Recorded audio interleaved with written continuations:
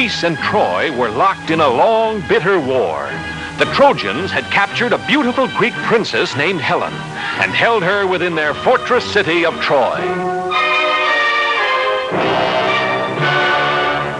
It did not seem possible that any man could break into the fortress city of Troy. For days, weeks, months, the Greek soldiers from their camp on a beach near the city assaulted the walls of Troy, but they were always beaten back. Then Ulysses, a great leader of the Greeks, said to his men, "I have a plan. It is dangerous, but if it works, the Trojans themselves will take us through the gates of their city." At the order of Ulysses, the Greek soldiers set to work cutting down huge trees, making the wood into planks. From the towers of Troy, the Trojan soldiers watched a big building grow taller and taller day by day until it was 6 stories high. And when the Greeks pulled away all the work ladders and scaffolds, there stood a huge wooden horse, 80 feet tall.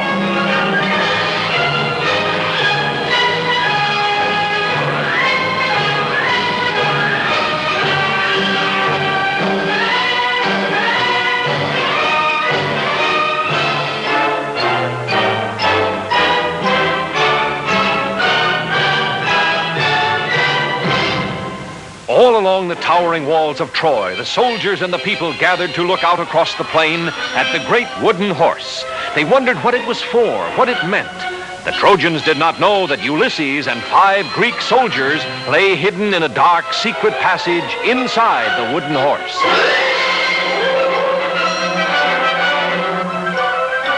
All through the night, fire blazed brightly on the beach. The Greeks were burning their tents just as if they were giving up their camp and sailing back home. When morning came, not a Greek ship or soldier remained. But where they had camped stood the great Trojan horse. The Trojan people poured out of the city to the beach so they could look more closely at the victory over the Greeks. The Princess Cassandra, daughter of the king of the Trojans, warned her people of this Greek gift, but no one would listen. The Trojans decided to pull the great horse inside the walls, into the city of Troy itself.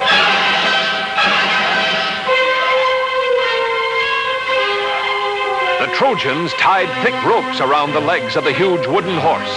Hundreds of men took a hand at the ropes. Others lined up behind the horse.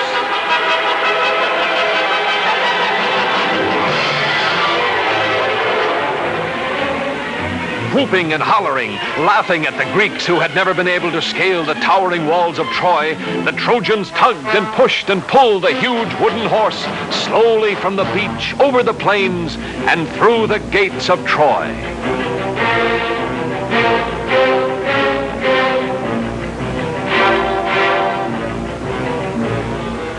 In the dark, secret passage of the wooden horse, Ulysses and the 5 soldiers lay quietly waiting.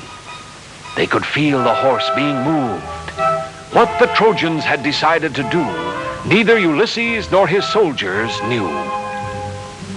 Suddenly, after a whole day and half a night, the Trojan horse moved no more. An hour passed. Still the horse did not move. Ulysses gave a signal. The soldiers felt their way silently down the dark, secret passage, following Ulysses. Cautiously, he opened the trapdoor. Just as he hoped, the Trojans had brought the horse inside the walls of Troy. The city was sleeping now, and the walls were unguarded. Ulysses drew his sword. He ordered the soldiers to follow, and he dashed for the main gates of the city. The Greek soldiers quickly tied the sleeping Trojan guards, while Ulysses scampered up the sentry tower.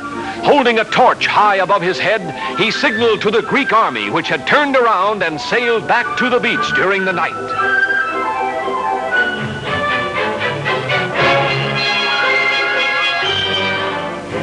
And even as Ulysses and his men opened the gates of Troy, the Greek army was marching across the plain. Caught completely by surprise, the Trojans were easily defeated by the Greek soldiers, who found their beautiful princess and took her back safely to Greece. And brave Ulysses was named the greatest of the Greek heroes.